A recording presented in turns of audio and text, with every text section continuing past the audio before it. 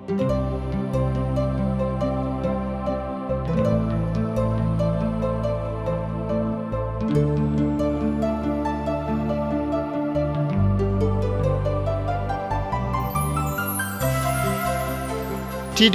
India द्वारा प्रसारित कार्यक्रम जिंदगी की राह में आप सबका हार्दिक स्वागत बा। ई कार्यक्रम बाइबल का विधिवत अध्ययन हवे। हमार ई उद्देश्य है कि आप सब परमेश्वर की इच्छा से अवगत हो जाएं, ताकि ओकरी विरुद्ध क्यों ऐसा काम ना करी कि दंड का भागी होखी। बाइबल सगरी मानव जाति खातिर छुटकारा का संदेश है। कृपा करके देखी सुनी, ताकि परमेश्वर आपकी जिंदगी का रास्ता दिखावे वाला ठहरस। हाँ तो प्रिय श्रोता, आई अब देखल जाओ यानी कि पढ़ल जाओ पवित्र शास्त्र बाइबल से। तरहुआ हमारे संगे अपन पवित्र शास्त्र बाइबल निकाल ली ही। यहोशू की किताब 17 अध्याय 1 पद से लेके 14 पद में ये तरी से लिखल बा। सुनी, मनसे त यूसुफ के पहलौठा रहन, उनका गोत्र के भाग चिट्ठी डल्ला से ई ठहरल। मनसे के पहलौठा माकिर जवन की गिलाद के बाबू रहन, उनका के गिलाद और बसान मिलल, काहे के ऊ योद्धा रहन। एह तरी शेष मनसे सब के खातिर ओकरा के कुल खानदान के अनुसार चिट्ठी पत्री डालल गइल। और एबीएजर, हेलेक, एसरिएल, सेकेम, सेपेर और समीवा के कुल खानदान के खातिर उनका कुल खानदान के अनुसार यूसुफ के बेटा मनसे के वंश के पुरुष इहे रहे लोग। पर सलोफाद जवन की हेपर से, जवन गिलाद से, जवन की माकिर से, जवन की मनसे से पैदा भइले, उनकर बेटा न केवल बेटी रहिसा। उनकर नाम महला, नोआ, होगला, मिल्का और तिरसा रहे। ऊ एलिआजर याजक नून के बेटा यहोशू और प्रधान सब किने जाके कहले, परमेश्वर यहोवा मूसा के आज्ञा देले बाणे कि हमार भाई सब के बीच हमरो के भगा दिहल जाए। इसे ऊ परमेश्वर यहोवा के कहला तथा आज्ञा के अनुसार उनकर चाचा सब के बीच हमने ओकर हिस्सा दिहले। ए तरी यरदन नदी के ओह पार के गिलाद और बसान देश सब के अलावा मनसे के हिस्सा में 10 भाग मिले। ओ कि मनसे सबके बीच मनसे के वंश के औरत सबके भी हिस्सा मिलल। बाचल भाग मनसे सबके गिलाद देश मिलल। मनसे के सीमा रेखा आसेर से मिकमतात बहुत रहे, जौन की शकेम के पूरब में रहे। फिर इस सीमा रेखा दक्षिण के ओर एन तपूह के निवासी तक पहुंचत रहे। तपूह देश त मनसे के रहे, पर तपूह नगर जवन की मनसे के सीमा पर रहे, प्रेमी सब के रहे। फिर इस सीमा रेखा काना नाला तक पहुंच के उनका दक्षिण के ओर मुड़ गई। ई नगर मनसे के नगर सब के बीच में रहे और ऊ प्रेम के रहे। मनसे के सीमा नाला के उत्तर के ओर रहे। दक्षिण भाग प्रेम के अर्थात उत्तर भाग मनसे के रहे और समुद्र उनकर सीमा रहे। ऊ उत्तर में आसीर के ओर, पूरब में इसकार के सीमा से सटले तथा लागल रहे। इसकार और आसीर के सीमा में मनसे के ई नगर मिले। बेतसान और ओकर सब नगर, इब लाम और ओकर सब नगर, दौर के निवासी सब के सहित उनकर सब नगर, बनाक के निवासी सब सहित उनकर सब नगर और मगिदो सब के निवासी सब सहित उनकर सब नगर, तिसरका तो नापेत भी कहाला, पर मनसेई तो यह नगर सब पर पूरा अधिकार ना कर सकले, काहे कि कनानी ए देश में हट से बसल ही रहले सा। अब इस्राएली शक्ति हो गोले बाड़े लोग। तब एहनी लोग कनानी सबके बंधुआ यानी कि गुलाम मजूरा तो बनौले, पर ओहनी लोग के पूरा रीति से निकाल बहरी ना कोले लोग। 14 पद। तब यूसुफ वासी सब यहोशू से कहले, तू हमनी खातिर एगो चिट्ठी डाल के हमनी के एक ही भाग काहे देले बाड़ा? हमनी के गिनती में बहुते बानी जा, औरी परमेश्वर यहोवा हमनी के आशीष देत आइल बाड़े। प्रिय मित्र, यही अध्याय के 14 पद में बता रहल बा कि ए प्रेम शिकायत कर रहल बा कि काहे कि उनके जमीन के बड़ हिस्सा ना मिलल रहे। सही में प्रेम के केवल मन से जतना प्राप्त कैले रहन, उनकर केवल आधा भाग दिहल गुल रहे। प्रेम के गोत्र में बहुते लोग रहन, और यहोशू एह गोत्र के रहन, और ए प्रेमी सब उन लोग के मदद खातिर कुछ करी हैं, पर यहोशू कुछ ना कोइले। जमीन जौन उनका के मिलल रहे उ पहाड़ी प्रदेश रहे। उ देश उतना ऊंचा नीचा रहे जतना कि दूसरा होके हम यात्रा कोइले रही। उन लोग संतुष्ट ना रहे लोग। प्रिय मित्र, और जानकारी खातिर रउआ हमरा संगे पढ़े खातिर निकाल ली यहोशू के किताब 17 अध्याय के 15 पद एह तरी से बता रहल बा।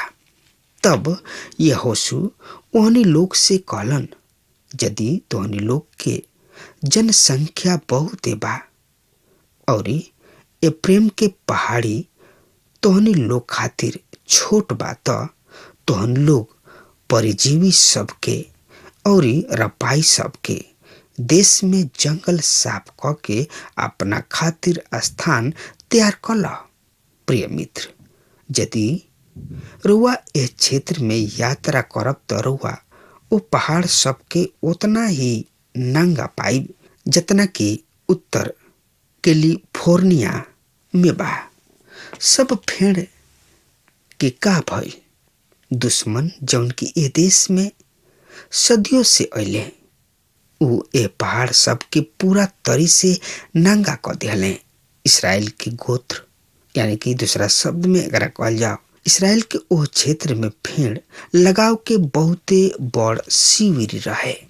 जब हम वहाँ गोल रही, हम वहाँ 5 फेड़ लगौले रही, एगो अपना खातिर और एगो अपना मेहरारू खातिर और अपना बेटी खातिर और एगो ओ कलिसिया खातिर जेकर हम सेवा करत हने और एगो यहूदी मित्र के खातिर। फेड़ यहाँ उगई हैं, काहे कि जमीन एक खाली ओकरा से तुपा गोल रहे।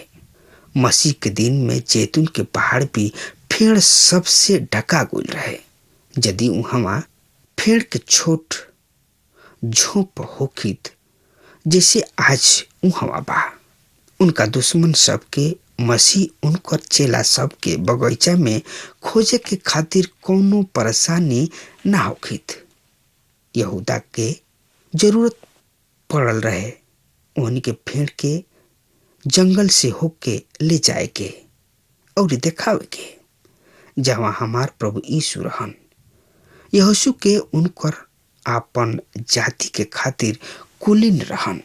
प्रिय मित्र, आई अब हमारा संगे और सब जानकारी खातिर आपन पवित्र शास्त्र बाइबल निकल ले रही। वहाँ में देखी यहोशू के किताब 17 अध्याय 17 और 18 पद में एह तरी से लिखल बा। सुनी, ए पर यहोशू यीशु के घराना और ए प्रेम और मन से कहले, तोहनी लोग संख्या में बहुते अधिक और अति समर्थी बड़ा लोग, तोहनी लोग के केवल एक ही भाग ना मिली, वरन पहाड़ी प्रदेश भी तोहनी लोग के होई। ई जंगल से भरल बा, फिर भी तोहनी लोग ओकरा के साफ करबा और उनकर सीमा तक ई तोहार हो जाई। कनानी सामर्थी बाणे और ओहनी लोग किने लोहा के रथ भी बा, पर भी तोहनी लोग एकरा के निकाल बाहर क देबा लोग। प्रिय श्रोता, यहोशू कह रहल बाणे, यदि तोहरा किने जवन बा उ तोहरा के पसंद नहीं खे, तो ऊपर जाके पहाड़ सब के अधिकार में कल।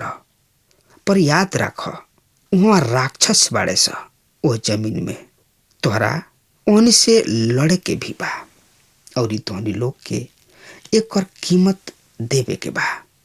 प्रिय श्रोता, आत्मिक धन संपत्ति सबके और आशीष सबके पावे खातिर मेहनत के जरूरत बा। आई अब देखल जाओ यहोशू की किताब 18 अध्याय 1 पद में एह तरी से लिखल बा। एकरा बाद इसराइली सब के सब मंडली सीलो में जमा भइले और वहाँ मिलाप वाला तंबू खड़ा कइले और देश भर ओहनी लोग अधिकार में क चुकल रहे लोग। प्रिय श्रोता, इसराइल के संतान सीलो पर एप्रेम शहर में मिलाप वाला तंबू खड़ा कइले, पर ई मिलाप वाला तंबू के खातिर अस्थाई जगह ना रहे, काहे कि उदेश के बीच ना रहे। परमेश्वर पिता दाऊद के द्वारा एगो अस्थाई जगह चुनले, जौन की एक दिन यरूशलेम होई। पर जब तक जगह बदल दिहल जाइत, तब तक इसराइल के संतान सीलो में ही परमेश्वर के आराधना करे के रहे। मिलाप वाला तंबू न्याय सब के संपूर्ण समय सीलो में ही रहले और संदेश तैयार करे में उनका लगभग 1 घंटा भी लागत रहे। यह उनकर समस्या रहे। हम कबहू भी 8 घंटा से लेके 20 घंटा संदेश तैयार करे में बिताई ना, आत्मिक आशीष सबके पावे के खातिर। प्रिय मित्र, रउआ के मेहनत करे के जरूरत नहीं है, पर याद राखी कि रउआ एगो दुश्मन बा, जौन की वहाँ जमीन में राक्षस बा। शैतान रुआ के ठोकर खियावेला, यदि ओकरा मौका मिले तो फाड़ खाए खातिर मुंह बौले रहला। उ हरदम मौका खोजत रहला और मौका मिलते ही उ हमला कर देला। आई बाचल शेष भाग के बंटवारा के बारे में अब यहोशू चुनौती देताड़न, तो एकरा बारे में जानकारी खातिर वह हमरा संगे अपन पवित्र शास्त्र बाइबल खोल ली। यहोशू 18 अध्याय 2 पद से लेके 7 पद में एह तरी से लिखल बा। सुनी, इसराइली सब में से 7 गोत्र शेष रह गइल रहे, जवन की अपन हिस्सा ना बटले रहन। ऐसे यहोशू इसराइली सब से कहले, तोहनी लोग के पुरनिया तथा पूर्वज के परमेश्वर यहोवा जौन देश तोहनी लोग के देले बाणे, ओकरा में घुस के ओह पर अधिकार करे में कब तक देरी करत रहब लोग। हर एगो गोत्र में से 3 गो आदमी चुना, जकरा के हम भेजी कि उ देश के हर भाग में जा जा के देखे और अपना भाग के अनुसार बखान तथा वर्णन लिखे। तब हमरा किने लौटी आवे और उ ओकरा के 7 भाग में बांटे। यहूदा के लोग दक्षिण की ओर अपना भाग में रहे और यूसुफ की घराना के लोग उत्तर की ओर अपना भाग में रहे। देश के विवरण तू 7 भाग में लिख के हमरा किने ले आवा, तब हम यहाँ तोहरा खातिर परमेश्वर यहोवा के सामने जौन हमार परमेश्वर हमें चिट्ठी सब के डालब और लेवी सबके द्वारा बीच कोनो भाग ना हुई, काहे कि परमेश्वर यहोवा के खातिर उनकर याजकीय सेवा ही उनकर भाग ह। गाद, रूबेन और मनसे के आधा गोत्र भी यरदन के पूरब के ओर अपन अपन हिस्सा प्राप्त कैले लोग, जौना के परमेश्वर यहोवा के दास मूसा ओहनी के देले रहन। प्रिय मित्र, इस्राएली में से 7 गोत्र आपन आपन हिस्सा पौले बेकर रह गए और उन लोग यहोशू से कहले, ई जमीन के का होई, तू हमरा के काहे देबे जा रहल बाड़ा। यहोशू ओहनी से कहले, तोहनी लोग के निश्चित क्षेत्र दिहल गइल बा, जा लोग अपना जमीन पर अधिकार कर लोग। कब तक तोहनी लोग देरी करत रह लोग। प्रिय श्रोता, परमेश्वर हमनी के आत्मिक आशीष दी है, काहे कि परमेश्वर पिता हमनी के देवे के बहुत इच्छा राखेलन। काहे कि हमनी के उनकर संतान हो जा, उनकर बेटा बेटी हो जा। यही से प्रभु परमेश्वर चाहेलन कि हमार बेटा बेटी, हमार संतानन के कबहू तकलीफ ना होके। वो हरदम चाहेलन कि जहाँ दूध और मधु के धारा बहत होके, वहाँ पर अपना संतान के राखे चाहेलन। उ संसारिक शक्ति, संसारिक बल, संसारिक बुद्धि, संसारिक चीज ना देवे चाहेलन, बल्कि वो आत्मिक आशीष देवे चाहेलन। ये मत सोची कि आत्मिक आशीष ही प्रभु यीशु मसीह देलन। एकरा संग संगे रुआ का जरूरत बा, रुआ कौना चीज के कमी बा, रुआ मांगे से पहले उ जाना ताड़न, पर रुआ के मांगे के बा केकरा से? प्रभु यीशु मसीह से, कहे कि उ भंडार हमें। प्रभु यीशु मसीह से रुआ मांगब तो उ रुआ के हर एक चीज दी है, लेकिन मांगला में स्वार्थ ना होके के चाहिए। प्रभु के साथ राउर संपर्क, प्रभु के साथ रुआ लिपटाइल रही और प्रभु के विश्वास में बनल रही, और विश्वास से रुआ जौन कुछ भी मांगब प्रभु रुआ के दी है। हाँ तो प्रिय श्रोता, अब हमार समय खत्म हो रहा बा, तब तक खाती रुआ हमरा के आज्ञा देही। परमेश्वर रुआ के बहुते बहुते आशीष देस। आमीन। हमके विश्वास बा कि ई कार्यक्रम आप सब खातिर फायदेमंद सिद्ध भइल हुई। हम चाहतनी कि आप सब आपन आपन आशीष हमरों से बांटी। अगर आप सबके लगे बाइबल से चाहे आपकी निजी जिंदगी से क्यों सवाल होके, चाहे क्यों समस्या खातिर प्रार्थना करावे चाहतनी, तो हमारी फोन नंबर पर जरूर संपर्क करें। परमेश्वर आप सबके बहुत आशीष प्रदान करें और आज का दिन आप खातिर सुखद बनावे।